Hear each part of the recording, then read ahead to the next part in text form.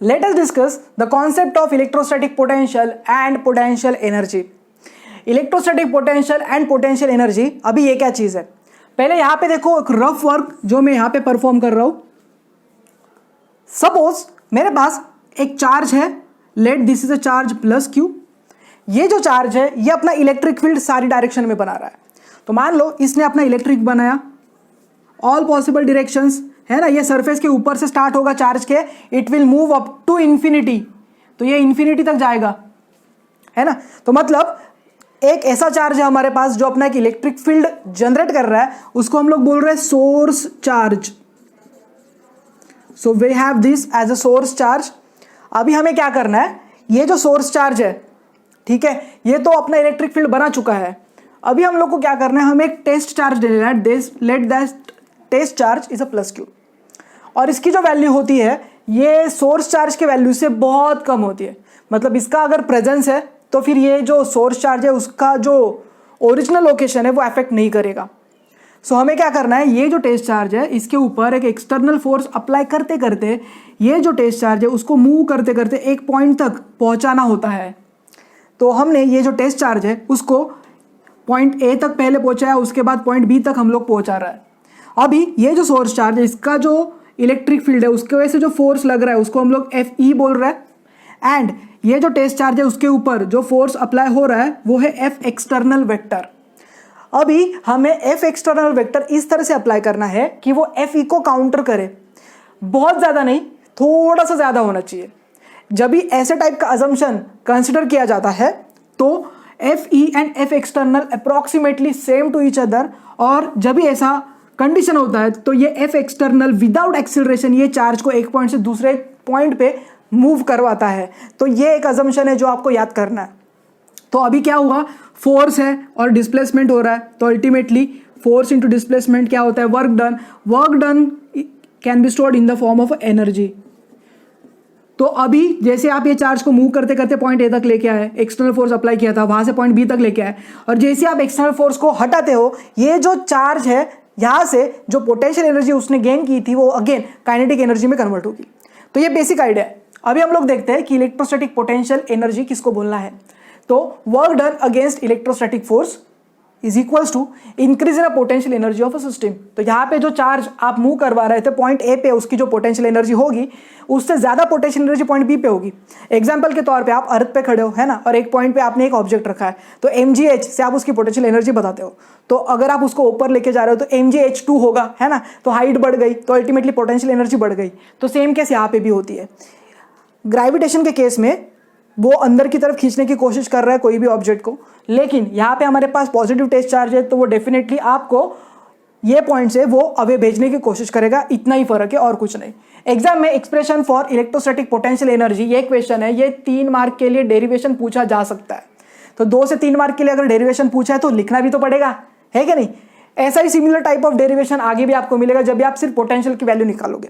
यहाँ पे उन्होंने क्या किया है, एनर्जी निकाली है और उसके लिए पोटेंशियल निकालना ही पड़ता है, लेकिन अब हम हमारे टेक्स्ट बुक के हिसाब से जा रहे हैं. So that's why electrostatic potential energy ये डेरिवेशन भी हमें स्टार्टिंग में ही करना है. एनीवेज डायग्राम में हमारे पास प्लस क्यू, अल्टीमेटली मेरे पास सोर्स चार्ज है वो एक पोजीशन पे है, let that position is a O. ये जो इलेक्ट्रिक फील्ड बनाएगा ऑल पॉसिबल डायरेक्शन में बनाएगा, है कि नहीं. अभी हम लोग क्या कंसिडर कर रहे हैं, एक रेडियल डायरेक्शन ले रहे हैं, मतलब अलोंग द लाइन. और जो भी पाथ यहाँ पे हम लोग कंसिडर कर रहे हैं वो स्ट्रेट लाइन कंसिडर कर रहे हैं, रेडियल कंसिडर कर रहे हैं. अगर आप ऐसा पाथ कंसिडर करोगे तो भी जो पोटेंशियल एनर्जी उसकी वैल्यू तो चेंज नहीं होगी, लेकिन इसके लिए फिर इक्वेशंस अप्लाई करना डिफिकल्ट हो जाता है, तो वो अवॉइड करना है हमें. सो एनीवेज यहाँ पे हम लोग क्या कर रहे हैं, पॉइंट ए पे हम लोग ने एक यूनिट पॉजिटिव टेस्ट चार्ज रखा है. एफ ई रिप्रेजेंट करता है इलेक्ट्रिक फील्ड की डायरेक्शन, और यहाँ पे ए ये जो लोकेशन है जहाँ पे आपका टेस्ट चार्ज है वो R1 से रिप्रेजेंट किया है. आपको पॉइंट ए से पॉइंट बी तक ये जो टेस्ट चार्ज है उसको पहुंचाना है जो R2 डिस्टेंस पे लोकेट करता है.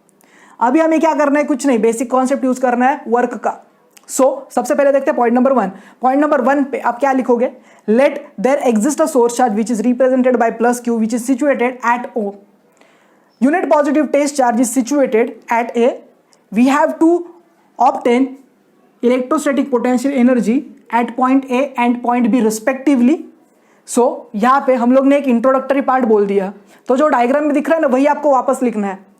नेक्स्ट देखते हैं work done against electrostatic field in displacing Q not. तो यहाँ पे जो यूनिट पॉजिटिव टेस्ट चार्ज है उसकी जगह पे इन्होंने क्यू नॉट लिखा है, कुछ फर्क नहीं पड़ता, क्यू नॉट से रिप्लेस करता है। So we have charge as a Q not which passes a distance D R, है ना, यहाँ से यहाँ तक मूव करेगा तभी एक इनफाइनाइटेसिमली स्मॉल डिस्टेंस उसको लेना पड़ेगा, डिस्प्लेसमेंट लेना पड़ेगा, तभी जाके वर्क डन लगा सकते हो। डी डब्ल्यू क्या होता है, एफ इंटू डी एक्स होता है कि नहीं। सो increase in a potential energy of a system, so du is energy fe into dr, क्योंकि work done can be stored in the form of energy. So external force जो है आपका वो आपको अप्लाई करना है, लेकिन ये fe के बराबर होगा, equal in magnitude and opposite in direction. तो जो डायरेक्शन में आप फोर्स लगा रहे हो एक्सटर्नल, और जो डिस्प्लेसमेंट है तो उससे रिलेवेंट आप थीटा की वैल्यू निकाल सकते हो। थीटा की वैल्यू होगी आपकी 180 डिग्री के बराबर।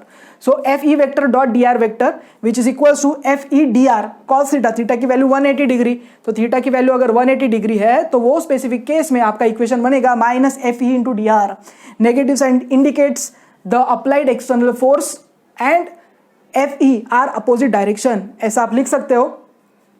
Anyways, so displacement of a charge Q not from A to B, so delta U की जो वैल्यू है वो कैसे रिप्रेजेंट करेंगे आप, delta U is equals to R1 से R2 तक इसका डिस्प्लेसमेंट हो रहा है। सो R1 से R2 minus F E into D R, तो ये आपने सब्स्टिट्यूट किया। सब्स्टिट्यूट करने के बाद अभी आगे भी सॉल्व करना है। Let's consider point number 4। Point number 4 में ये क्या बोल रहा है, therefore F E vector equal to -1/4 pi epsilon not capital Q Q not upon R square, और ये आर कैप, ये आर कैप क्या रिप्रेजेंट कर रहा है, एक यूनिट वेक्टर है। So r cap is a unit vector in the direction of r vector and f vector जो है वो अपोजिट डायरेक्शन में एक्ट कर रहा है f एक्सटर्नल वेक्टर के। एनीवेज, तो ये हम लोग ने लिख दिया। अभी हमें क्या करना है, सिंपली इंटीग्रेट करना है। सो इंटीग्रेट करते हैं दो चार्ज सिस्टम के लिए। सो डेल्टा यू R1 से R2 है, delta D U which is equal to R1 से R2 -1/4 पाई एप्सिलॉन नॉट। यहाँ पे क्या किया, एफ ई की वैल्यू यहाँ पे सब्स्टिट्यूट की है, तो एफ ई की वैल्यू सब्स्टिट्यूट करने के बाद हमें ऐसा कुछ इक्वेशन मिलता है। अभी मेरे पास यहाँ पे क्या है, R cap is equal to D are vector upon D R, है ना। तो रीअरेंज किया जा सकता है ये इक्वेशन को। तो रीअरेंज करने के बाद आपको जो इक्वेशन मिलेगा, delta U is equal to minus Q Q not 4 pi epsilon not R1 से R2, और ये जो पूरा जो टर्म है यहाँ पे हम लोग ये इंटीग्रेट करने वाले हैं। सो इंटीग्रेट करते हैं, इंटीग्रेट करने के बाद आपको क्या मिलेगा, 1/r² का जो इंटीग्रेशन होता है कैसे करोगे आप, 1/r², 1/r⁻n अगर ऐसा कुछ है, और इसका इंटीग्रेशन निकालना है with respect to D R, तो ये कैसा होता है, r⁻n+1/-n+1, ये इसकी वैल्यू होती है, और प्लस कॉन्स्टेंट ऑफ इंटीग्रेशन है जो हमें नहीं लेना है। तो ये सॉल्व करने के बाद आपको ऐसा कुछ मिलेगा -1/r और r2r1, ये वैल्यूज है रेंज के। सो delta you Q Q not upon 4 pi epsilon not 1/r2 और 1/r1, ऐसा कुछ आंसर आएगा आपका। ये बिकॉज ये माइनस साइन अंदर जाएगा तो ये कट हो जाएगा, माइनस माइनस प्लस, सो 1/r2 माइनस 1/r1। तो ये क्या बन गया, मेरा इलेक्ट्रोस्टैटिक पोटेंशियल एनर्जी के लिए एक इक्वेशन बन गया। नेक्स्ट देखते हैं, change in a potential energy is equivalent to work done, therefore work done to move a charge from A to B is given by delta U. So rearrange नहीं करना है, वैसे ही रखो, Q Q not upon 4 pi epsilon not 1/r2 minus 1/r1, same equation को W A B के जैसा represent किया है। अभी मान लो आपका जो चार्ज है वो इन्फिनिटी पे होता, और वहां से आप पॉइंट बी तक लेके आते हैं, और वो बी अगर आर कहलाता है तो so if r1 as infinity, r2 is equal to r, and capital Q source charge को आप q1 बोल रहे हो, एंड टेस्ट चार्ज को अगर आप q2 बोल रहे हो, तो रिस्पेक्टिव चेंजेस क्या होंगे, कुछ नहीं, सेम। यू आर की value 1/4 pi epsilon not q1 q2 upon r। तो अभी हमने क्या पढ़ा, अभी हमने पढ़ा electrostatic potential energy for system of two charges. Next part is a concept of potential. अभी ये क्या चीज है, उनको पोटेंशियल बताना है, और उसके लिए वो लोग ये एक इक्वेशन कंसिडर कर रहे हैं। Let this is the equation, U R equal to 1/4 pi epsilon not q1 q2 upon r। तो हमारे पास ये इक्वेशन है, लेकिन ये इक्वेशन को रीअरेंज किया जा सकता है ना। मतलब हम लोग क्या कर सकते हैं, q1/4 pi epsilon not r को एक ब्रैकेट में लेते हैं, q2 को बाहर लेते हैं ब्रैकेट के, which is equal to q2/4 pi epsilon not r, q1 bracket के बाहर होगा। सो हमारे पास ये दो इक्वेशंस है। अभी हम लोग क्या कर सकते हैं, v की वैल्यू हमें पता है 1/4 pi epsilon naught q upon r, ये पोटेंशियल की वैल्यू होती है, इसका डेरिवेशन भी है, आप वो गो थ्रू कर सकते हो, थोड़े टाइम के बाद वो डेरिवेशन आप पढ़ने ही वाले हो। So potential depends on charge q, जो सोर्स चार्ज है आपका, and its location from a point charge. तो यहाँ पे जो पॉइंट चार्ज कंसिडर करने वालों वो टेस्ट चार्ज आपका होना चाहिए। सो यहाँ पे अगर आप ये देखते हो तो ये q1/4 पाई एप्सिलॉन नॉट क्या रिप्रेजेंट कर रहा है, ये जो Q2 है इसके ऊपर ये पोटेंशियल के वजह से जो इफेक्ट हो रहा है वो, so UR is equal to V1R Q2 and similarly आप सेकेंड केस के लिए लिख सकते हो V2R इंटू Q1। तो ये एक जनरल इक्वेशन बन गया आपका इलेक्ट्रोस्टैटिक पोटेंशियल का। यहां पे आप रिप्रेजेंट कर सकते हो V1R क्या रिप्रेजेंट करता है, it is a potential due to Q1 and V2R के जगह पे लिख सकते हो it is a potential due to Q2। Anyways so potential के जगह पे क्या लिख सकते हो U अपॉन Q। सो यहां पे क्या है, potential can be given by ratio of electrostatic potential energy to the charge. तो अगर ये आप टेस्ट चार्ज कंसीडर करते हो तो ये टेस्ट चार्ज एक जगह से दूसरी जगह पे मूव करने के लिए जो भी एनर्जी लग रही है उसको आप U से रिप्रेजेंट कर रहे हो। एनीवेज तो ये क्या होता है आपका, ये टेस्ट चार्ज होता है, इसके ऊपर एक्सपेरिमेंट किया जाता है। सो सिमिलरली अगर आप डिफरेंस लेते हो V2 V1 का, so V2 minus V1 so will give you potential energy at U2 minus potential energy at U1, ये U है, upon test charge Q which is equal to dW that is a work done to move a charge from one point to another upon Q। और यहाँ पे भी Q क्या represent कर रहा है, this Q represent test charge. So this is work done to move a charge from second point to first point. So this is the idea of concept of a potential based on our equation.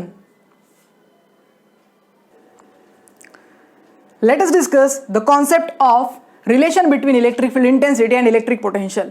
ये चीज को किस तरह से पढ़ेंगे, मान लो मेरे पास एक टेस्ट चार्ज है या सोर्स चार्ज है, सॉरी मेरे पास एक सोर्स चार्ज है। ये सोर्स चार्ज क्या करेगा, it will generate it's electric field in all possible direction.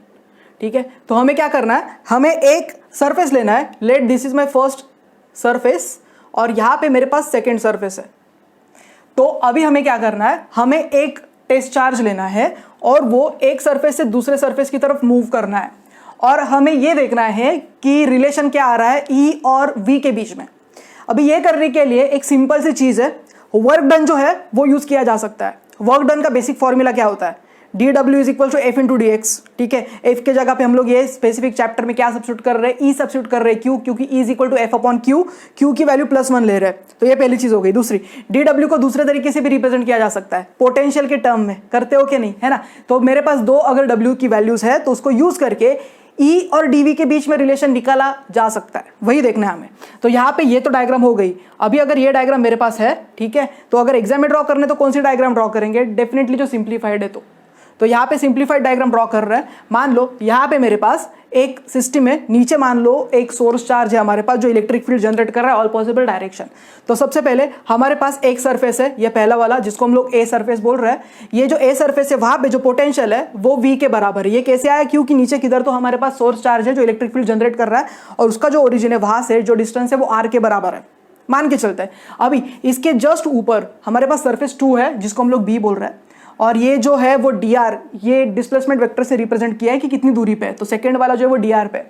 तो डेफिनेटली जैसे दूर जाओगे आपको पोटेंशियल की वैल्यू कम दिखाई देगी क्योंकि V is inversely proportional to R होता है। तो यहाँ पे V माइनस dV इतना पोटेंशियल सेकंड सरफेस का होगा। माइनस dV क्यों आया, क्योंकि डिक्रीज है, small decrease in the potential value. तो ये बन गई मेरी बेसिक डायग्राम। इलेक्ट्रिक फील्ड किधर है, बाहर की तरफ जा रहा है। एनीवेज ये जो नोट का पार्ट है बाद में पढ़ेंगे, अभी आपको नहीं पढ़ना है। फिगर डायग्राम का नाम अगर आपको नहीं पता तो जो क्वेश्चन है वही लिखो, representation for relation between electric field intensity and electric potential. तो ये बन गया आपका डायग्राम। अभी देखते हैं एक्सप्लेनेशन वन बाय वन क्या क्या बोला इन्होंने। सबसे पहले देखते हैं, let A and B represents two equipotential surfaces. So यहाँ पे वी ए की वैल्यू V के बराबर है, that is the potential at A surface A, and V B is equal to V minus dV potential at equipotential surface B। Okay, और dV की मतलब क्या है, decrease in a direction of E vector. तो देखो ना, E vector के direction में अगर आप जा रहे हो तो डिक्रीज दिख रहा है आपको, dV के हिसाब से वो रिप्रेजेंट किया है। अभी देखते हैं, let dr vector is perpendicular between two equipotential surfaces. तो dr वेक्टर क्या है, परपेंडिकुलर है। देखो ना, यहां से यहां तक अगर आप ड्रॉ करोगे तो एक सरफेस ऐसा है दूसरा ऐसा है, दोनों के बीच में जो होगा वो कैसा होगा, परपेंडिकुलर तो होगा, है ना। When unit positive test charge is taken from A to B, तो ऐसा है। तो अभी हम लोग क्या करते हैं, let us calculate a work done to bring a unit positive test charge from B to A। तो यहाँ पे हम लोग एक टेस्ट चार्ज रखते हैं +1 का और इसको यहाँ से यहाँ पे उठा के लेके आना है। तो WBA is equal to minus E into dr, ठीक है, minus E into D R क्यों आया और डब्ल्यू बी ए की जगह पे यही क्यों लिखा, बिकॉज अभी बताया था वर्क डन क्या होता है, फोर्स इंटू डिस्प्लेसमेंट होता है, लेकिन E is equal to F upon Q होता है और क्यू की वैल्यू तो +1 है, तो ई इक्वल टू एफ के बराबर होगा, है ना, और माइनस क्यू लिखा है बिकॉज आपका इलेक्ट्रिक फील्ड और डिस्प्लेसमेंट अपोजिट डायरेक्शन में है, so E d r cos theta होना चाहिए और यहाँ पे थीटा की वैल्यू क्या है 180 डिग्री है, दैट्स वाई ये क्या आया, नेगेटिव आया। एनीवेज सो ये मेरा पहला इक्वेशन बन गया। सेकंड यहाँ पे लिख देते इक्वेशन ए, दूसरा है मेरे पास इक्वेशन बी, अभी देखते हैं कैसे। So work done to move a charge from B to A is final potential minus initial potential. Final potential क्या है वी ए और इनिशियल पोटेंशियल क्या है वी बी, तो लिखो V A minus V B, so V minus V B की जगह पे क्या लिखोगे V minus D V, substitute करो V V will get cancel और यहाँ पे आपको क्या मिलेगा डी वी, तो डब्ल्यू बी ए की वैल्यू यहाँ पे क्या होगी डी वी के बराबर होगी। तो मेरे पास दो लेफ्ट हैंड साइड से दो राइट हैंड साइड से, लेफ्ट हैंड साइड अगर सेम है तो राइट हैंड साइड को क्या कर सकते हो कंपेयर कर सकते हो, तो करो ना। So minus E in D R equal to D V, तो ई की वैल्यू क्या होगी minus D V upon D R के बराबर होगी। So this is the required equation of electric potential and electric field intensity का relation. यहाँ पे नेगेटिव साइन क्या रिप्रेजेंट कर रहा है, नेगेटिव साइन रिप्रेजेंट करता है direction of electric field intensity is direction of decreasing potential, तो जैसे आप ऊपर की तरफ जा रहे हो पोटेंशियल आपका क्या हो रहा है कम हो रहा है, ऐसा आपको दिख रहा है। नेक्स्ट देखते हैं, मान लो मेरे पास एक इलेक्ट्रिक फील्ड है, यहाँ पे देखो इलेक्ट्रिक फील्ड है और इसको वेक्टर्स के टर्म्स में अगर रिप्रेजेंट किया है, ठीक है, E x i cap plus E y j cap plus E z k cap, ऐसा कुछ तो है मेरे पास। और यहाँ पे E x E y E z में से अगर हम लोग सिर्फ इतना ही पोर्शन ले रहे हैं E x E y E z, और यहाँ पे भी एक चीज होती है उसको बोलते हैं पार्शियल डिफरेंशिएशन। पार्शियल डिफरेंशिएशन में क्या करते हो, जब भी ओवरऑल इक्वेशन को आप डिफरेंशिएट करते हो ना, तो वो टाइम पे आप मान लो अगर आप डिफरेंशिएट एक्स कर रहे हो, मान लो मेरे पास एक इक्वेशन है, लेट मेरे पास इक्वेशन है E is equals to x square y cube z raise to 4, ऐसा कुछ तो इक्वेशन है। तो जब भी हम लोग इसको रिप्रेजेंट करते हैं ना, तो वो टाइम पे पार्शियल इक्वेशन में 3 बार डिफरेंशिएट किया जा सकता है। पहला हम लोग x से डिफरेंशिएट करेंगे, y और z को इग्नोर करना है, कांस्टेंट के जैसा ट्रीट करना है। सेकेंड केस में हम लोग y से डिफरेंशिएट करेंगे, x और z को कांस्टेंट रखना है, और थर्ड केस में z से डिफरेंशिएट करना है, x और y को कांस्टेंट रखना है। तो इसको बोलते हैं पार्शियल डिफरेंशिएशन, जो अभी आपको है नहीं, लेकिन ये आपको क्यों बता रहा हूँ, बिकॉज ऊपर जो फॉर्मूला है वो डो के टर्म में, और डो का मतलब ये होता है पार्शियल डिफरेंशिएशन। सो मान लो मेरे पास ई एक्स की वैल्यू है और पोटेंशियल के टर्म्स में हमें दिया है ना, या फिर दिया है हमें कुछ, so d V upon d x, तो डिफरेंशिएट किया एक्स से। ई वाई मतलब electric field in y with respect to y axis, so d V upon d y, ये पोटेंशियल है और ये वाई से डिफरेंशिएट किया। और तीसरा है E z is equal to d V upon d z. तो ये एक इक्वेशन रिलेशन है, एग्जाम में लिख के आ सकते हो, लेकिन समझना है तो ये पार्शियल डिफरेंशिएशन के टर्म्स के हिसाब से किया जाता है। नेक्स्ट देखते हैं point number 6, potential gradient. Gradient ये वर्ड आपने सुना है, वेलोसिटी ग्रेडियंट ये वर्ड सुना है क्या आपने? वेलोसिटी ग्रेडियंट का मतलब क्या होता है? Change in velocity upon change in distance, है ना, वो डीवी अपॉन डी आर लेते हैं, उसको वेलोसिटी ग्रेडियंट बोलते हैं। तो सिमिलरली पोटेंशियल ग्रेडियंट है, मतलब पोटेंशियल और डिस्टेंस होना चाहिए आपके पास। सो यहाँ पे पोटेंशियल है और उसका डिस्टेंस है नीचे, तो इसको बोलते हैं potential gradient. So magnitude of E vector, तो ई का मैग्नीट्यूड हम कैसे निकाल सकते हैं, is given by change in a magnitude of potential per unit displacement normal to equipotential surface at that point, है ना। तो मतलब इसका मतलब क्या है, dv और dx या dv dy dv dz, मतलब अल्टीमेटली डेल्टा v और डेल्टा r का रेशियो लिया जा रहा है, उसको इक्विपोटेंशियल सरफेस बोला जा रहा है। Mathematically magnitude of E vector is equal to minus dv upon dr, है ना। तो माइनस dv अपॉन dr का मतलब क्या है, it is a potential gradient, it is a vector quantity and it is numerically equal to E vector का magnitude. तो देखो dv अपॉन dr ये जो चीज़ है पोटेंशियल ग्रेडियंट बोलते हैं इसे, ये एक वेक्टर क्वांटिटी है क्योंकि हमारे पास ई वेक्टर है, लेकिन न्यूमेरिकली ये मैग्नीट्यूड ऑफ ई के बराबर होता है। तो ये कुछ चीज़ें जो आपको समझ के लेनी पड़ेगी। एनीवेज यहाँ पे और एक चीज़ बताता हूँ, थोड़ा सा आपको समझ जाएगा। यहाँ पे देखो एक्स्ट्रा है ये, सपोज मेरे पास ई की वैल्यू क्या होती है 1/4πε0 क्यू अपॉन आर स्क्वायर होता है ना, और v की वैल्यू क्या होती है 1/4πε0 q upon r divided by r. तो ultimately E is equal to V upon r हो गया ना। तो ये वही चीज़ है, वही करके दिखा रहे हैं हमें। Anyways so strong electric field जहाँ पे होता है, सो इक्विपोटेंशियल सरफेस क्लोज होते हैं। तो हम लोग ने जो प्रीवियस डायग्राम देखा था इक्विपोटेंशियल सरफेस का, याद करो, जहाँ पे इलेक्ट्रिक फील्ड लाइंस क्लोज थी तो इक्विपोटेंशियल सरफेसेस नजदीक नजदीक थे, लेकिन जैसे ही दूर दूर जा रहे हो तो इक्विपोटेंशियल सरफेसेस भी आपको बड़े बड़े दिखाई दे रहे। तो strong electric field equipotential surfaces close, weak electric field होगा तो इक्विपोटेंशियल सरफेसेस जो है वो फार है एक दूसरे से।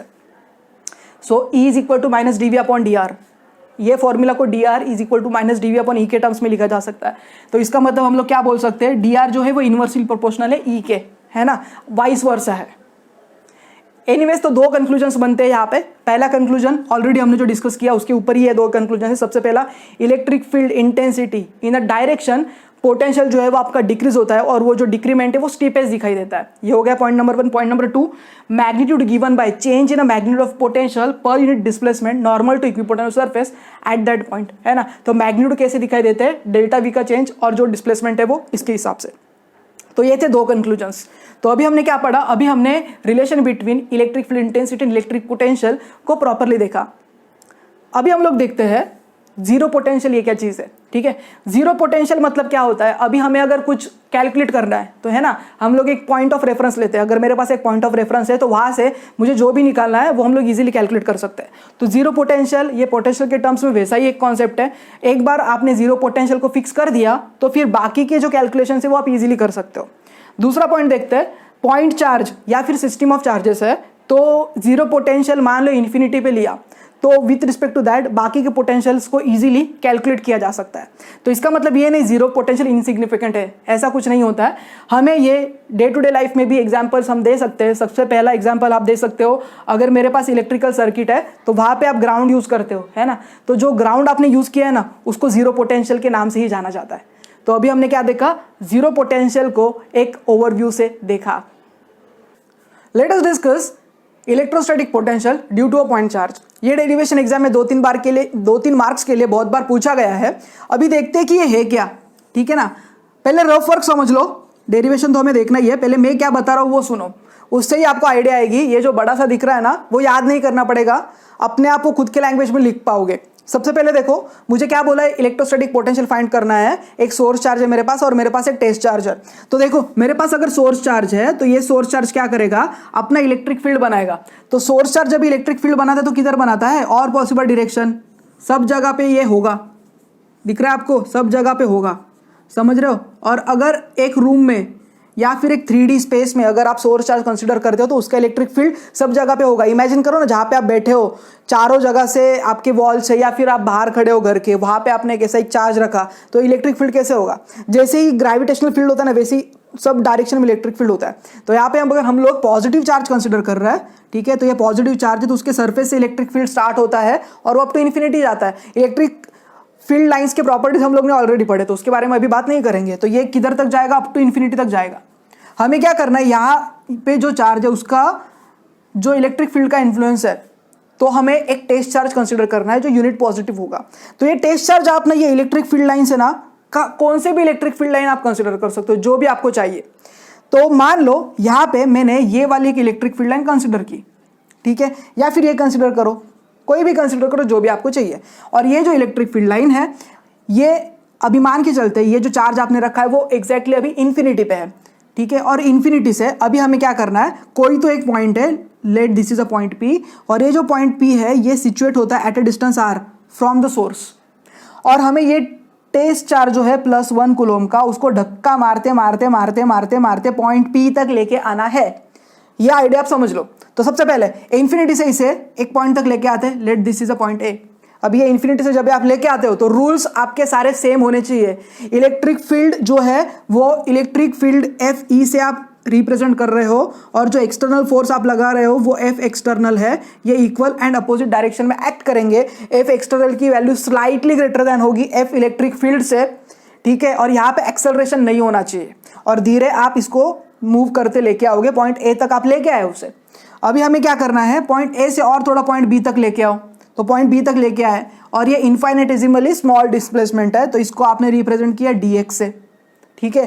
तो अभी हम क्या कर सकते हैं, यहां से यहां तक कुछ डिस्टेंस कंसीडर कर सकते हैं और अल्टीमेटली हमें क्या करना है, इसको पॉइंट A से अगेन पॉइंट P तक आके खत्म करवाना है।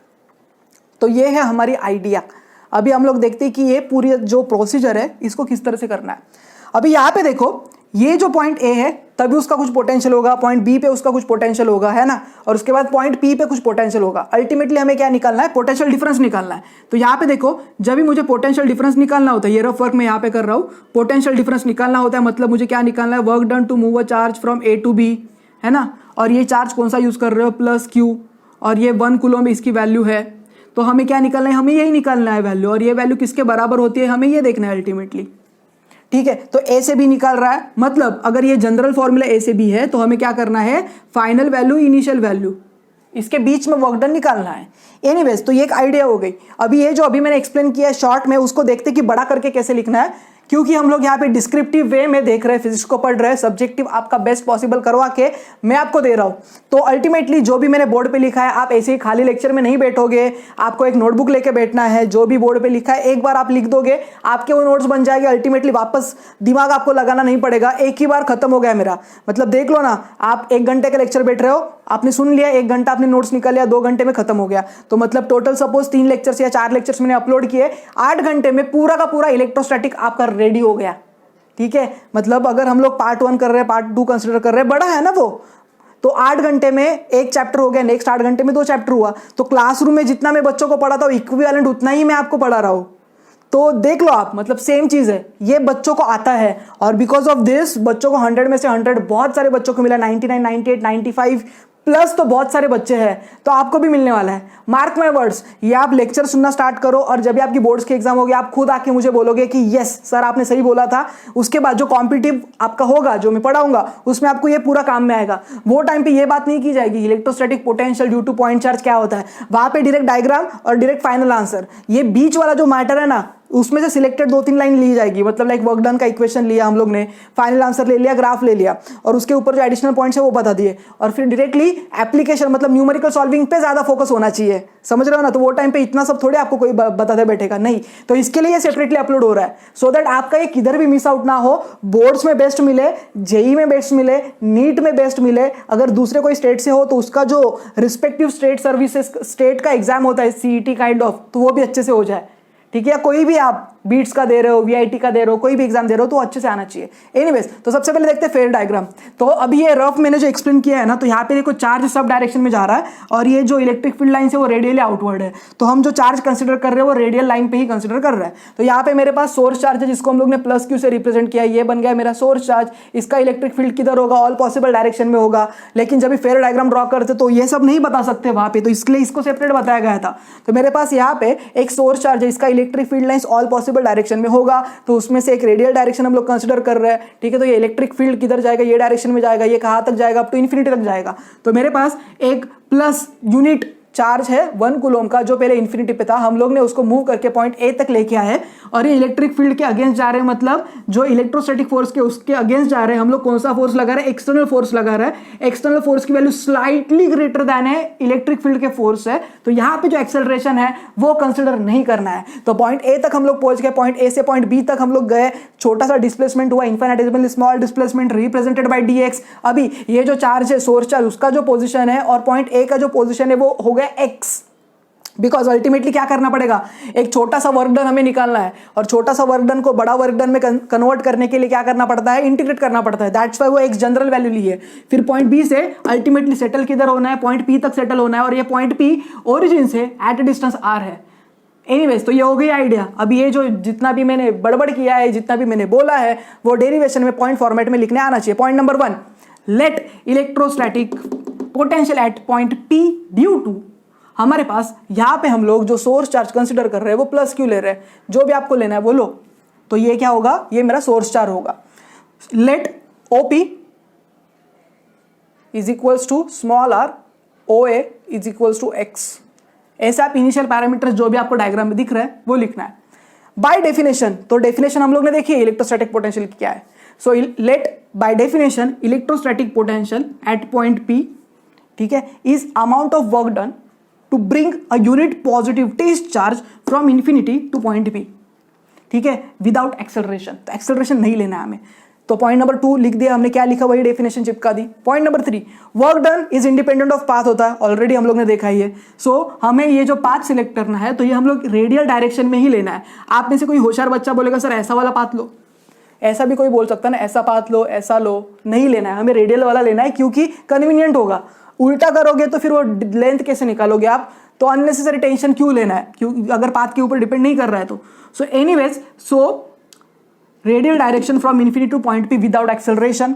सो अभी point number 4, at point A OA is equal to x, electrostatic force on a unit positive test charge, so F is equal to q into E. लेकिन यहाँ पे जो Q है ना उसकी वैल्यू है +1, तो F की वैल्यू E के बराबर होगी, तो इसका मतलब E की वैल्यू क्या होगी 1/4 pi epsilon naught Q upon x square. तो ये फोर्स का इक्वेशन है। So it is acting along OA produce, तो जो OA प्रोड्यूस किया है उसके अलोंग ये एक्ट कर रहा है। नेक्स्ट देखते हैं वर्क डन कितना है। So work done to move a charge from B to A, और ये वर्क डन किसके ऊपर करना है, यूनिट पॉजिटिव टेस्ट चार्ज के ऊपर आपको करना है। सो DW क्या होता है, फोर्स इंटू डिस्प्लेसमेंट, है कि नहीं। सो F इंटू DX, लेकिन F की जगह पे क्या लिख सकते हो, E इंटू DX लिख सकते हो, क्योंकि ये दोनों सेम है, ये इक्वेशन से हमें पता चला। और E इंटू DX, अभी इलेक्ट्रिक फील्ड का डायरेक्शन और डिस्प्लेसमेंट का डायरेक्शन अपोजिट है, तो थीटा की वैल्यू क्या होगी 180 डिग्री होगी। तो 180 डिग्री क्यों है समझा होगा आपको। So E dx cos of 180 degree which is equals to minus E dx। तो अगर ये DW की वैल्यू है, बड़ा वर्क चाहिए तो क्या करना पड़ेगा, इंटीग्रेट करना पड़ेगा। इंटीग्रेशन के लिए dx है हमारे पास, तो x की वैल्यू इन्फिनिटी से r तक हमें लेनी है। So W is equal to infinity to r minus E into d x which is equal to minus infinity से r 1/4 pi epsilon naught Q upon x square dx। अभी जो 1/4 pi epsilon naught Q ये जो चीज़ है ये constant है, तो integration किसका निकालना होता है आपको 1/x स्क्वायर का इंटीग्रेशन निकालना होता है। So integration of 1/x square, ठीक है। तो ये क्या होता है अगर मुझे बताना है तो इसको इंटीग्रेट करोगे फाइनल आंसर आप कैसे निकाल सकते हो, ये तो होता है -1/x। एनीवेज आया कैसे, यहाँ पे देखो ये x जो है -2 + 1 upon -2 + 1, so x raise to -1 upon -1, so -1/x। मतलब क्या किया, कुछ नहीं, मतलब integration 1/x raise to n, अगर ऐसा मुझे इंटीग्रेशन निकालना है तो x रेज टू ये ऊपर जाता है ना, तो x raise to -n + 1 upon n + 1 -n + 1। Anyways ये जनरल फॉर्मूला, ये जनरल फॉर्मूला का यूज करके हमने -1/x ये जो है ये वैल्यू निकाल ली। सो -1/4 पाई एप्सिलॉन नॉट ये कांस्टेंट आएगा, और इसका अगर हम इंटीग्रेशन निकाल रहे हैं 1/x स्क्वायर इंटू dx का, तो ये आएगा -1/x और ये r से इन्फिनिटी तक होगा। सो DW के बाद W जो हमने निकाला है, सो -Q/4 पाई एप्सिलॉन नॉट, ये लिमिट्स को सब्स्टिट्यूट करना होता है। कैसे करते हैं, अगर ऐसा कुछ आपके पास है तो पहला ये सब्स्टिट्यूट करो, सो -1/r माइनस दूसरा सब्स्टिट्यूट करना है। ये तरीका होता है, अगर आपने इंटीग्रेशन पढ़ा है या आपको पता है तो ये आपको आसान लगेगा, ये बहुत सिंपल चीज़ है। अगर नहीं तो फिलहाल के लिए आप याद कर लो कि जो भी टर्म है, अगर मान लो मेरे पास ऐसा है 1/a या कोई भी एक वैल्यू है और यहाँ पे x और y ऐसा कुछ है, तो 1/x माइनस 1/y इस तरह से इसको सब्स्टिट्यूट करते हैं। So anyways so -1/r minus 1/∞ which is equals to 1/4 pi epsilon naught Q upon r। तो ये बन गया मेरा W का वैल्यू। लेकिन ये W मिला है, हमें बोला है V को निकालना है। So by definition potential is equals to W upon Q, लेकिन Q की वैल्यू है +1 कूलम, तो अगर ये +1 कूलम है तो वैल्यू आएगी 1/4 pi epsilon naught Q upon r। Point number 8, यहां पे Q की वैल्यू अगर पॉजिटिव है तो अल्टीमेटली V की वैल्यू पॉजिटिव होगी, Q की वैल्यू अगर नेगेटिव है तो V की वैल्यू भी नेगेटिव होगी। सो एट r इन्फिनिटी, तो यहाँ पे r की वैल्यू अगर इन्फिनिटी डालोगे तो V की वैल्यू भी 0 होगी, मतलब इन्फिनिटी तक कुछ इफेक्ट ही नहीं आ रहा है। सो एनीवेज तो ये कुछ पॉसिबिलिटीज थी। पॉइंट नंबर 8, ये जो ग्राफ है ये इंपॉर्टेंट है, ये MCQ में पूछा जाता है कॉम्पिटिटिव एग्जाम में, या फिर ये 1 मार्कर क्वेश्चन एग्जाम में पूछते हैं, या फिर 2 मार्क का क्वेश्चन होगा उसमें ये एक क्वेश्चन होता है, या फिर 3 मार्क का अगर एक क्वेश्चन पूछा तो एक क्वेश्चन ये भी ऐड कर देते कि ग्राफ भी प्लॉट करना है। Electric field versus electrostatic potential for a source charge which is producing some electric field, और आपको एक टेस्ट चार्ज लेना है। एनीवेज तो अगर ये V और E ये दोनों एक साथ अगर हम लेते हैं, और यहाँ पे अगर मेरे पास डिस्टेंस है या डिस्प्लेसमेंट है, तो यहाँ पे ये जो डॉटेड रिप्रेजेंट कर रहा है वो V का ग्राफ है, और ये वाला जो है वो E का ग्राफ है। हमें क्या पता है, E is inversely proportional to r square. कैसे पता चला, 1/4 pi epsilon naught Q upon r square होता है ना, तो E is inversely proportional to r square, और V की वैल्यू इनवर्सली प्रोपोर्शनल r है, तो V और E का ग्राफ इस तरह से आता है। तो ये ग्राफिकल पार्ट है। तो अभी हमने क्या पढ़ा, electrostatic potential due to a point charge. तो हमने डायग्राम देखी, डेरिवेशन देखा, एक फॉर्मूला जनरेट किया, ये फॉर्मूला इंपॉर्टेंट है, और उसके बाद एंड में जाके हम लोग ने ग्राफ देखा। Next 2 marker question, electrostatic potential V at a point due to group of electric charges. तो अभी तक सिंगल चार्ज के लिए हम लोग ने देखा था, ये अगर सिंगल चार्ज है मेरे पास सोर्स चार्ज, और एक पॉइंट है कोई भी एक पॉइंट P, और अगर r डिस्टेंस पे है तो V की वैल्यू होती है 1/4 pi epsilon naught Q upon r के बराबर। लेकिन मान लो यहाँ पे बहुत सारे सोर्स चार्जेस है, और पॉइंट P पे अगर आपको निकालना है इफेक्ट, और पॉइंट P पे आपके पास क्या है, एक टेस्ट चार्ज है +1 कूलम का, ठीक है, छोटा सा चार्ज है +1, तो अगर ऐसा है तो फिर वो स्पेसिफिक केस में क्या करोगे? सो Q1 Q2 Q3 up to Qn, है ना? तो अगर ऐसे n number of source charges ले रहे हैं हम लोग R1 R2 R3 up to Rn, ऐसे डिस्टेंसेस है पॉइंट P के from Q1 Q2 Q3 and Qn respective में। आपका जो पॉइंट P है वहां पे एक यूनिट पॉजिटिव टेस्ट चार्ज हम लोग ने कंसिडर किया है। सो ये हो गया डायग्राम। डायग्राम का नाम आपको लिखना पड़ेगा, अगर नहीं पता तो जो क्वेश्चन है वो वापस लिख दो। Representation of electrostatic potential V at a point due to group of electric charges. Anyways derivation देखते हैं अभी कैसे लिखना है। सो यहां पे आपको डिस्क्रिप्टिव वे में लिखना पड़ेगा, 2-3 मार्क के लिए पूछा है तो। Let Q1 Q2 Q3 up to Qn represent source charges. We have used a test charge of +1 coulomb at point P which is located at a distance of R1 R2 R3 Rn from Q1 Q2 Q3 Qn respectively। तो अभी मैंने क्या बोला है? कुछ नहीं, ये जो मतलब Q1 Q2 Q3 किधर है, पॉइंट P पे जो चार्ज है उसका लोकेशन R1 R2 Rn से कहाँ पे है, तो ये आप अपने लैंग्वेज में लिख दो, जैसे मैंने बोला वैसा आप लिखो, या फिर आप खुद से भी बना सकते हो। ऐसे जो पॉइंट्स होते हैं वहां पे टेक्निकली इतना ज्यादा चेक नहीं करते, चेक किधर करते जो मैथमेटिकल पोर्शन है वो। Anyways, so electrostatic potential at point P due to charge plus Q is equals to 1/4 pi epsilon naught Q1/R1। Similarly, नीचे क्या आएगा? electrostatic potential at point P due to plus Q2 1/4 pi epsilon naught Q/R2, तो ये Q2 होगा। Similarly third के लिए ये लिखना है आपको, ये मेन लाइन बना रहा हो, आप नहीं बनाओगे। Anyways, so electrostatic potential at point P due to plus Q3 1/4 pi epsilon naught Q3/R3, electrostatic potential at point P due to Qn 1/4 pi epsilon naught Qn/Rn। तो ये बन गए मेरे पास रिस्पेक्टिव पोटेंशियल्स के value.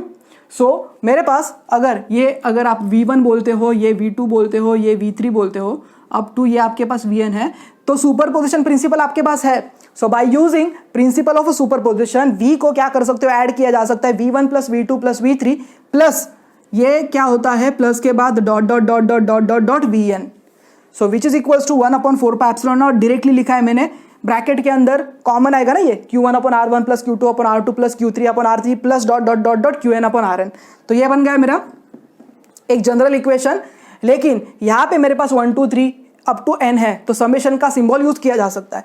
So V is equal to 1/4 pi epsilon naught summation i की value 1 से n तक जाएगी। सो QI/R है, तो ये बन गया मेरा इक्वेशन।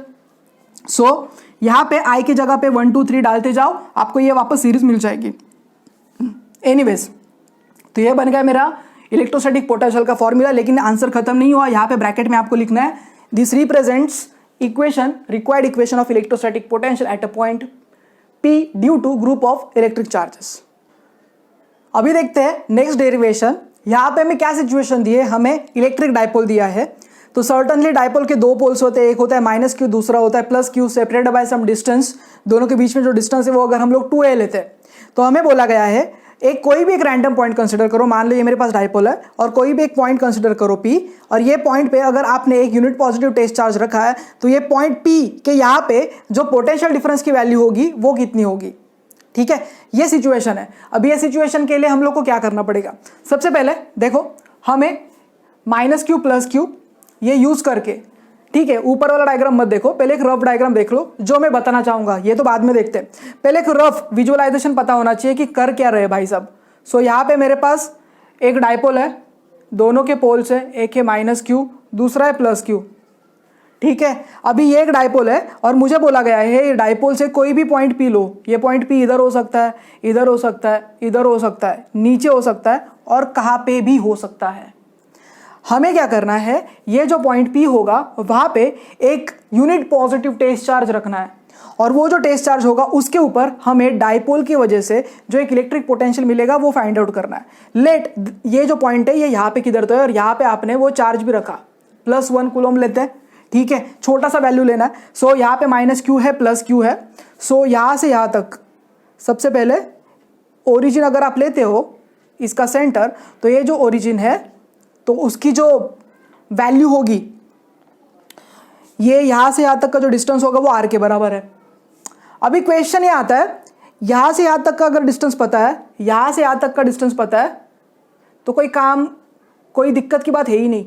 मतलब v is equal to 1/4 pi epsilon naught -Q/R1 अगर R2 पता है तो कोई दिक्कत है नहीं। लेकिन यहाँ पे प्रॉब्लम वही है कि R1 R2 की वैल्यूज हमें दी नहीं है। वो हमें खुद से निकालना है दिमाग लगा के। हमें सिर्फ ये दिया है, आर की वैल्यू दी है और उसके बाद ये ए और ये ए है, ये पता है। अभी क्वेश्चन ये अराइज होता है कि अगर ऐसी कुछ सिचुएशन है तो फिर इसमें डिस्टेंसेस को कैसे कैलकुलेट करें। तो अगर डिस्टेंसेस को कैलकुलेट करना है तो हमें क्या करना पड़ेगा, लेट अस एज्यूम यहां से यहां तक एक थोड़ा सा एक्सटेंशन बढ़ा देते हैं। मान लो मुझे अगर एक लेंथ कैलकुलेट करनी है, सपोज ये एक लेंथ है, इसके जस्ट बाजू में मान लो मैंने एक दूसरी लेंथ कैलकुलेट की जो इससे जस्ट थोड़ी सी छोटी है। थोड़ा बड़ा ही ड्रॉ कर देते हैं तो थोड़ा आपको पता चलेगा। और यहां से और एक लेंथ ड्रॉ करते हैं जो इससे थोड़ी बड़ी है। हम लोग क्या बोल सकते हैं, ये वाली जो लेंथ है ये इससे अप्रोक्सीमेटली सिमिलर में है और सेकेंड के बाजू में जो थर्ड है वो भी अप्रोक्सीमेटली मिडल के बराबर है। मतलब ए बी सी, अगर ये 3 लेंथ आप कंसिडर करते हो तो बी इज अप्रोक्सीमेटली ए के बराबर है और बी ये अप्रोक्सीमेटली सी के बराबर है। ऐसा कुछ हम लोग सेटअप कर सकते हैं। सो अगर ऐसा है तो फिर ये स्पेसिफिक केस में कर सकते हैं। ये क्यों कर रहे हैं, बिकॉज हमें डिस्टेंस की वैल्यू निकालनी है। जो पोटेंशियल में नीचे आर होता है ना, वो वैल्यू निकालनी है हमें, डिस्टेंस की वैल्यू निकालनी है जहां से वो चार्ज आपका लोकेट कर रहा है। सो एनीवेज, सो ये माइनस क्यू है हमारे पास और यहाँ पे मेरे पास है प्लस क्यू। सो एनीवेज यहाँ से यहाँ तक का जो डिस्टेंस है वो हमें कैलकुलेट करना है। तो कैसे कर सकते हैं, यहाँ से यहाँ तक एक परपेंडिकुलर ड्रॉ करते हैं और ये जो चार्ज है यहाँ से यहाँ तक एक परपेंडिकुलर ड्रॉ करते हैं। अभी हमें जो लेंथ मिलेगी तो वो ये एक लेंथ होगी और दूसरी ये एक लेंथ होगी, ऐसा कुछ तो होगा। तो हम लोग क्या बोल सकते हैं, यहाँ से यहाँ तक की जो लेंथ है, ये वाली लेंथ, ये अप्रोक्सीमेटली इसके बराबर है और यहाँ से यहाँ तक की जो लेंथ है वो यहाँ से यहाँ तक अप्रोक्सीमेटली सेम है।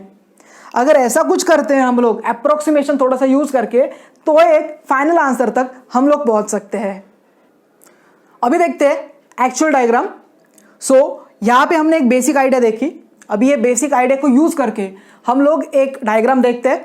सो यहाँ पे फेयर वर्क है मेरे पास एक इलेक्ट्रिक डायपोल है minus Q plus Q separated by distance 2a। तो ये ए, तो ए को ऐड करोगे तो 2a बनेगा। एक पॉइंट P है, यहाँ पे हमारे पास एक यूनिट पॉजिटिव टेस्ट चार्ज होगा और ये यूनिट पॉजिटिव टेस्ट चार्ज के ऊपर माइनस क्यू और प्लस क्यू के वजह से जो भी इफेक्ट होगा वो अल्टीमेटली निकालना है हमें। सो एनीवेज एक काम करते हैं, ये P से लेके O तक का डिस्टेंस हमें पता है, दैट इज R। तो हम लोग क्या करेंगे, ये PO को थोड़ा सा एक्सटेंड कर देंगे। सो जैसे ही आप PO को थोड़ा सा एक्सटेंड कर देते हो, ये जो पॉइंट है यहां से आप ये एक परपेंडिकुलर बनाना है और यहां से यहां तक एक परपेंडिकुलर बनाना है। अभी एक बात आपको हमेशा ध्यान में रखनी है, ये जो R डिस्टेंस है ना वो A से काफी बड़ा है। इसकी वजह से हम लोग ये एजम्पशन ले सकते हैं, अगर ये डिस्टेंस का फर्क ज्यादा होता तो फिर ये हम लोग नहीं कर सकते थे। ये डेरिवेशन सॉल्व करने के और बहुत सारे तरीके हैं, मतलब कॉस थीटा ये सब यूज करके भी मतलब किया जा सकता है, लेकिन अननेसेसरी वो बहुत ज्यादा बड़ा होगा। मैं आपको एक थोड़ा सा शॉर्ट वाला चीज बता रहा हूँ कि जिससे मतलब आपका काम भी बन जाएगा, मार्क्स भी मिलेंगे और आंसर भी गलत नहीं होगा। तो दैट्स वाई इतना सब मैं आपको करवा के दे रहा हूँ। एनीवेज, सो यहाँ पे P से लेके A तक का जो डिस्टेंस है, ये डिस्टेंसेस बहुत कम हो गए हैं। इसके वजह देखो ना, अगर इतना छोटा डिस्टेंस है मेरे पास और यहाँ पे एक पॉइंट है तो यहाँ से यहाँ तक ज्वाइन करो, समथिंग लाइक दिस। तो यहाँ से यहाँ तक का डिस्टेंस और यहाँ से यहाँ तक का डिस्टेंस अप्रोक्सीमेटली सेम है। मतलब ये जो OA, ये जो छोटा सा इंक्रीमेंट है ना, ये अंतर बहुत कम मैटर करता है, बहुत कम। और यहाँ से लेके OB, ये वाला जो छोटा सा कम डिस्प्लेसमेंट वाला डिस्टेंस वाला जो जगह है वो भी बहुत कम मैटर करता है। एनीवेज, तो ये पूरे क्वेश्चन में यही एक चीज थी जिसके ऊपर मैंने अभी ज्यादा टाइम स्पेंड किया है, क्योंकि वही अंडरस्टैंड करने में बच्चों में दिक्कत होती है। तो अल्टीमेटली ऐसे टाइप का कंसेप्ट आप न्यूमेरिकल में भी यूज कर सकते हो, तो बार बार मुझे आपको वो रिपीट ज्यादा करवाना नहीं पड़ेगा। तो एनीवेज, ये एक मेरे पास बेसिक बात हो गई। अभी देखते हैं derivation. So point number 1, let there exist a electric dipole. अभी मुझे पॉइंट 1 लिखना है, अपने लैंग्वेज में लिखो, let there exist a electric dipole which have a 2 poles plus q and minus q separated by a finite distance 2a. Let O represent center of a dipole. We have to calculate electrostatic potential V at point P, which is situated at a distance r from O, where value of r is very much greater than value of A. That's why assumption ले सकते हैं। अभी हमें क्या करना है, step number 2, we have to draw A dash. तो A dash देखो, we have to draw A dash which is perpendicular to P A. तो ये एक परपेंडिकुलर हो गया। Similarly we have to draw B B dash which is a perpendicular on P O. तो ये दो हम लोग ने ड्रॉ किए। नेक्स्ट देखते हैं स्टेप नंबर 3। अभी ए पी जो है वो अप्रोक्सीमेटली ए डैश पी के बराबर है। अगर ए डैश पी के बराबर है तो मेरा काम क्या बनता है, ए P से लेके A डैश तक का डिस्टेंस कैलकुलेट करना जो PO और OA डैश के बराबर है, लेकिन PO की वैल्यू हमें पता है which is equal to R। तो अभी क्वेश्चन ये आता है OA डैश की वैल्यू कैसे निकाले। ठीक है, तो OA डैश की वैल्यू निकालने के लिए अगर मान लो ये थीटा है, मेरे पास A की वैल्यू पता है हमें, है ना, और ये अगर निकालना है तो क्या यूज कर सकते हैं हम लोग, कॉस थीटा यूज कर सकते हैं। क्या कॉस थीटा क्या होता है, एडजेसेंट अपॉन यहाँ पे जो भी है हम लोग यूज कर सकते हैं क्या, है ना। तो अगर ये मेरे पास 90 है तो यहाँ पे हम लोग ट्रिग्नोमेट्री का यूटिलाइजेशन करके AP की वैल्यू निकाल सकते हैं। AP is equal approximately equal to A dash P which is equal to R plus A cos theta. So ultimately OA dash की जो वैल्यू है वो OA डैश की जो वैल्यू है वो A cos थीटा के बराबर है। सिमिलरली BP के लिए आप कैलकुलेट कर सकते हो which is equal to B dash P which is equal to R minus A cos theta. Similarly OB dash की वैल्यू जो है वो A cos थीटा के बराबर है। Anyways electrostatic potential at point P अभी हम लोग निकाल सकते हैं due to minus Q and plus Q. So minus Q की वजह से जो है इसको V1 बोल रहा है। So minus 1/4 pi epsilon naught Q upon AP, minus Q क्या है इसके वजह से, and electrostatic potential at P due to plus Q जिसको हम V2 बोल रहे हैं 1/4 pi epsilon naught Q upon BP। तो ये मेरे पास V1 और V2 की रिस्पेक्टिव वैल्यूज बन गई। अभी हमें क्या करना है, नेट पोटेंशियल निकालना है at point P due to electric dipole. So V की वैल्यू क्या हो गई, V1 प्लस V2, है ना। सुपरपोजिशन प्रिंसिपल अप्लाई करना है, सुपरपोजिशन प्रिंसिपल। तो सुपरपोजिशन प्रिंसिपल के हिसाब से V की वैल्यू होगी minus 1/4 pi epsilon naught Q upon AP plus 1/4 pi epsilon naught Q upon BP। Anyways so minus 1/4 pi epsilon naught Q upon AP की जगह पे सब्स्टिट्यूट करेंगे R plus A cos theta, BP की जगह पे substitute करेंगे R minus A cos theta. 1/4 pi epsilon not common आएगा, तो कॉमन आने के बाद देखो Q/4 पाई एप्सिलॉन नॉट Q भी है वहां पे, तो ब्रैकेट के अंदर 1/R minus A cos theta minus 1/R plus A cos theta ये बचेगा। हम लोग रीअरेंज कर रहे हैं टर्म्स को और कुछ नहीं। सो रीअरेंज करने के बाद अभी हमारे पास सिंपल मैथमेटिक्स करना है। सो R plus A cos theta इधर जाएगा माइनस R, और ये माइनस वो प्लस हो जाएगा plus A cos theta upon A minus B A plus B का मल्टीप्लीकेशन अगर है तो A square minus B square लिख सकते हैं। तो लिखो R square minus A square minus cos square theta. तो ये बन गया मेरा एक इक्वेशन। अभी यहाँ पे देखो R की जो वैल्यू है वो A से बहुत ज्यादा बड़ी है, तो अल्टीमेटली छोटा वैल्यू का अगर आप स्क्वायर करते हो तो वो नेग्लिजिबल आता है। तो R square minus A square cos square theta की वैल्यू अप्रोक्सीमेटली R स्क्वायर के बराबर होगी। देयरफॉर हम लोग बोल सकते हैं R is very very greater than A, है कि नहीं। सो V की वैल्यू क्या बनेगी, Q/4 पाई एप्सिलॉन नॉट यहाँ पे 2 times A cos theta upon R square ऐसा बनेगा। सो हमारे पास P की वैल्यू है, P क्या होता है Q इंटू 2 है ना, तो सब्स्टिट्यूट करो वहां पे। सो V की वैल्यू होगी 1/4 pi epsilon not P cos theta upon R square, और ये एक इंपॉर्टेंट डेरिवेशन है। तो आंसर खत्म हो गया कि नहीं हुआ, ब्रैकेट में लिखना पड़ेगा required equation of electrostatic potential at point P due to electric dipole. तो ये बन गया मेरा V का इक्वेशन। अभी देखते हैं केसेस, 3 पॉसिबल केसेस आ सकते हैं, बहुत सारे ले सकते हो, 3 ही लेते हैं। थीटा की वैल्यू 0, थीटा की वैल्यू 180, थीटा की वैल्यू 90 और 270। एनीवेज सो P अगर आपका एक्सिस पे, अभी ये देखो ना इलेक्ट्रिक डाइपोल है और इसको खींच के इधर लेके आओ, तो अगर एक्सिस पे तो वैल्यू क्या बनेगा, V की वैल्यू बनेगी 1/4 pi epsilon not P upon R square, क्योंकि cos थीटा की वैल्यू बनेगी 1।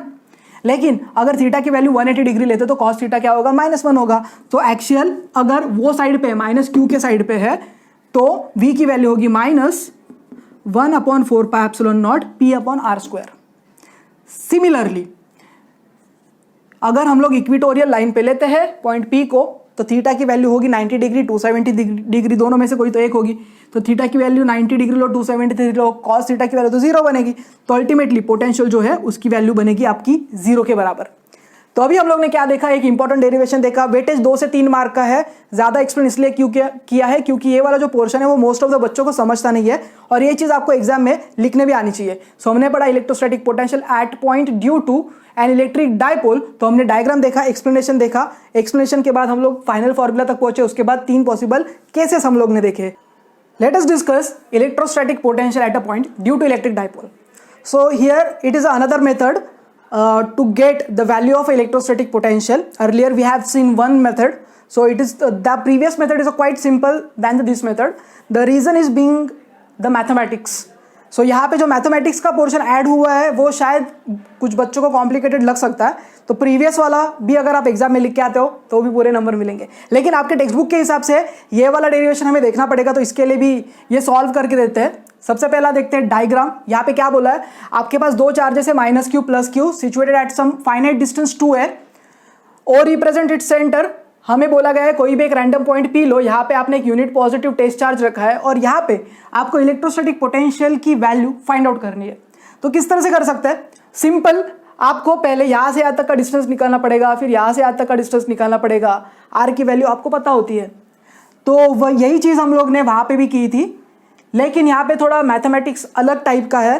तो देख लेते कि यहाँ पे क्या चीज़ है। यहाँ पे थीटा है हमारे पास, अगर डायग्राम ड्रॉ किए तो उसका फिगर का नाम देना पड़ेगा, अगर नहीं पता तो जो ऊपर है वही लिख दो।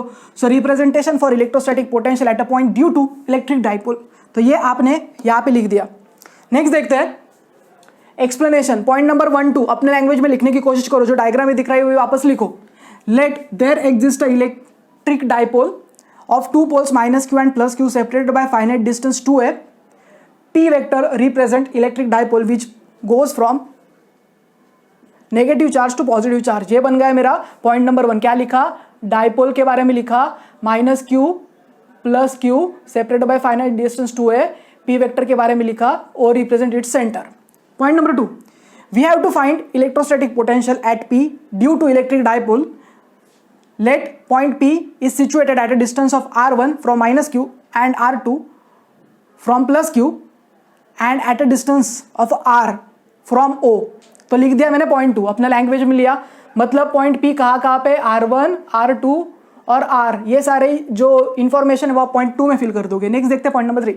हमें इलेक्ट्रोस्टैटिक पोटेंशियल निकालना है ये पॉइंट पे, तो कुछ डिफिकल्ट बात नहीं है, निकाल दो। सो माइनस क्यू की वजह से क्या होगा? v1 equal to minus 1/4 q upon r1, तो माइनस क्यू आया, नेगेटिव चार्ज है इसलिए। Electrostatic potential at P due to plus Q which is situated at B, so V2 is 1/4 Q upon R2।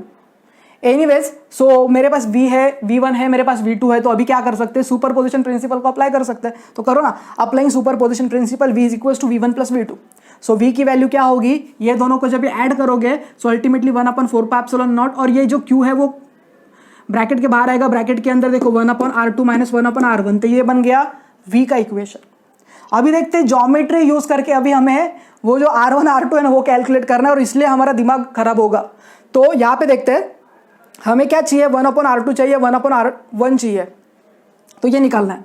तो ज्योमेट्री यूज करते हैं। अगर ऐसे type का अगर आपके पास ट्रायंगल है तो वो स्पेसिफिक केस में आप वैल्यूज निकाल सकते हो। तो सबसे पहले देखते हैं r1 की वैल्यू अगर आपको निकालनी है तो r1 square plus a square, यहाँ पे जो है वो r1 स्क्वायर की वैल्यू निकालनी है, तो r square plus a square plus 2ar cos theta. तो ये है r की वैल्यू। मतलब इस तरह से वो एक रिजल्टेंट वेक्टर निकालते हो ना आप वेक्टर्स में, वैसे ये निकाला गया है। सिमिलरली r2 की वैल्यू कैसे लेते हो? R square plus a square plus यहाँ पे अगर आप एंगल देखते हो तो वो 180 माइनस थीटा आपको लेना है। So r square plus a square plus 2ar cos of 180 minus theta. So यहाँ पे अगर आप सॉल्व करना चाहते हो तो R2 को सॉल्व किया जा सकता है, cos ऑफ 180 माइनस थीटा के जगह पे माइनस cos थीटा लिख सकते हो। So R2 square equal to r square plus a square minus 2ar cos theta, तो ये बन गया मेरा इक्वेशन। सो अभी ये जो R1 है इसको सॉल्व करते हैं। तो R1 स्क्वायर is equal to r square common आएगा, आर स्क्वायर अगर कॉमन आ रहा है तो क्या होगा? 1 प्लस ये ए स्क्वायर के नीचे आर स्क्वायर जाएगा प्लस 2ar cos थीटा, ठीक है, और ये आर नीचे भी तो जाएगा। सो आर स्क्वायर नीचे जाएगा तो आर कट हो जाएगा, तो इधर क्या बचेगा? सिर्फ आर बचेगा। लेकिन यहाँ पे अगर आप देखते हो तो यहाँ पे जो आर है ना उसकी वैल्यू ए के वैल्यू से बहुत बड़ी है। तो अगर ऐसा है तो ये ए स्क्वायर अपॉन आर स्क्वायर है ना, इसको आप हटा सकते हो। तो ए स्क्वायर अपॉन आर स्क्वायर अगर आप हटा रहे हो तो R1 की वैल्यू क्या बचेगी? आर, ये स्क्वायर स्क्वायर हम लोग काट रहे हैं तो R1 निकल रहे हैं, तो आर स्क्वायर तो स्क्वायर रूट और 1 plus 2a upon r cos theta raise to half, मतलब ये स्क्वायर रूट लग गया ना ये साइड पे। इतना तो मैच आता है भाई आपको, अगर नहीं आता है तो पढ़ के आओ। सो 1/r1 रीअरेंज किया है तो उल्टा करो, 1/r1 1/r, और ये नीचे जाएगा ना टर्म, तो नीचे जाके वापस अगर ऊपर आएगा तो रेज टू हाफ होगा। So 1/r1 plus 2a upon r cos theta raise to minus half, तो ये बन गया मेरा इक्वेशन। अभी ये बाइनोमियल टर्म्स के इसमें है तो बाइनोमियल इक्वेशंस यूज करेंगे। बाइनोमियल इक्वेशन क्या होता है? Suppose 1 plus x raise to minus a, ऐसा कुछ तो है, तो इसको सॉल्व कैसे करते हैं? 1 माइनस ए इंटू एक्स, और आगे ये सीरीज चलते जाती है। लेकिन ये जो आगे के टर्म्स होते हैं ना उनकी वैल्यू बहुत कम होती है, तो उसको नेग्लेक्ट करना है। तो हम लोग को ये बाइनोमियल एक्सपांशन यूज करना है ये स्पेसिफिक केस में। तो ये एक्स्ट्रा वर्क है, इसको साइड में रखो। सो एनीवेज, सो 1/r1 1/r, और ये चीज़ के लिए हमें बाइनोमियल एक्सपांशन यूज़ करना था। So 1/r1 equal to 1/r 1 minus, तो माइनस क्यों आया देखो ना, ये माइनस हाफ है, so 1 minus half 2a/r cos theta, तो 2 कट हो जाएगा, है ना, तो 2 कट हो जाएगा आपका। आगे के जो टर्म्स है वो नेग्लिजिबल है तो उसको हटा दो। So equal to 1/r 1 minus a/r cos theta, तो ये बन गया मेरा 1/r1 का वैल्यू। सिमिलरली r2 को निकाल सकते हैं, क्या निकाल सकते हैं, क्यों करना है ये सब, बिकॉज ये r1 r2 की वैल्यू चाहिए और बाद में उसको पुट करना है। सो 1/r2 is equal to 1/r1, यहाँ पे प्लस क्यों आया, बिकॉज सेकेंड इक्वेशन अगर आप देखते हो, सेकेंड इक्वेशन देखो यहाँ पे ऑलरेडी माइनस है, तो इसको सॉल्व करोगे तो यहाँ पे प्लस की जगह पे माइनस आता था और इसके लिए वो माइनस हाफ आएगा, सो माइनस माइनस प्लस आएगा। ओके, सो 1 प्लस 2a/2r cos थीटा, और आगे के जो टर्म्स है वो नेग्लेक्ट कर रहे हैं बिकॉज उसकी वैल्यू कम होगी। सो 1/r 1 plus a/r cos theta, तो ये दो इक्वेशंस मिल गए। अभी ये दो इक्वेशंस को आप कहाँ पे सब्स्टिट्यूट करोगे, let this is my equation a, so put about two values in equation a.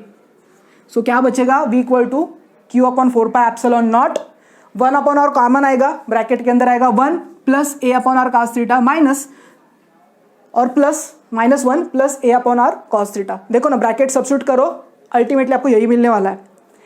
So q/4πε0r rearrange करो, 1 1 कट हो जाएगा, सो 2a/r cos थीटा, तो ये बन गया। So q into 2a cos theta upon 4πε0r, so q into 2a की जगह पे क्या लिख सकते हो, p लिख सकते हो क्या, यस लिख सकते हैं। सो v की वैल्यू क्या होगी, p cos थीटा अपन 4πε0r²। अभी यहाँ पे ये जो p cos थीटा है ना, इसको p vector dot r cap से भी रिप्रेजेंट किया जा सकता है, और p vector dot r cap को ही p cos थीटा यहाँ पे हम लोग बोल रहे हैं। एनीवेज, सो v की वैल्यू होगी p vector dot r cap upon 4πε0 into r²। तो यहाँ पे ये मुझे मिल गया इलेक्ट्रोस्टैटिक पोटेंशियल का equation at point p due to electric dipole. अभी ये जो पॉइंट P है, इसको अगर आप एक्सिस पे रखते हो -q के जगह पे या फिर +q के जगह पे, तो स्पेसिफिक केस में थीटा की वैल्यू आपकी 0 होगी या फिर पाई होगी। तो P अराउंड एक्सियल अगर आपको निकालना है तो ये दो वैल्यूज डालो, आपको अल्टीमेट आंसर मिलेगा +-1/4πε0 p/r², क्योंकि cos ऑफ 0 cos ऑफ पाई की वैल्यू 1 और -1 होती है रिस्पेक्टिवली। सिमिलरली अगर आपको इक्विटोरियल पे निकालना है, इक्विटोरियल, तो थीटा की वैल्यू 90 डिग्री डालो, मतलब देखो ये अगर इक्विटोरियल पे 90 डिग्री तो पीछे भी तो हो सकता है, तो इधर 90 है तो उधर क्या होगा 270 डिग्री होगा। सो थीटा की वैल्यू 90 डिग्री डालो या फिर 270 डिग्री डालो, तो अल्टीमेटली p की वैल्यू आपको मिलेगी 0, because cos of 90 cos of 180 क्या होता है 0।